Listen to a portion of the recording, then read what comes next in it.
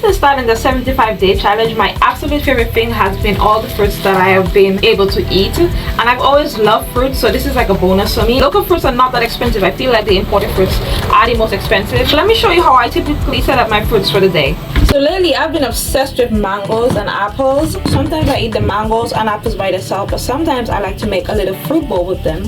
So I like to slice up the mangoes, slice it off the seed. Usually this is what remains. There's a little bit always on the seed, but I usually just eat this off. Then I go ahead and I just like slice down the skin of the mango, push it up, and look, and then I have these beautiful little squares. If I'm eating it by itself, then I'll just leave it straight up in the bowl like this. But since I'm making a salad today, I'll take my knife and I'll just slice it off. Ta-da! Sometimes it's easier to remove the bigger chunks by hand, so this one I could just really get on there and just grab it off. I look at that, I got a whole chunk of mango right there in my hand, but I just prefer to use a knife. Just really get it off the skin. As for the mangoes that remains on the skin, I usually just cube them up. So I cube them and I just cut them from the base.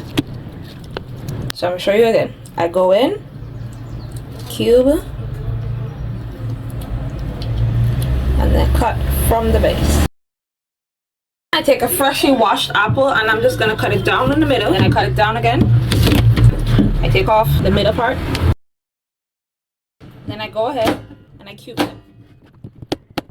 I personally prefer the skins of my apples, so I leave them on. In the end, I'm left with these huge chunks of apples, which I simply just add to my mango bowl. Our newest addition to the bowl today is the watermelon. Normally I have pineapple, but I didn't have any pineapple today, and I've actually been craving a watermelon, so I'm happy I got this. Now the way that I like to do this is I just cut down straight down like this, and I go ahead and I cut from the top.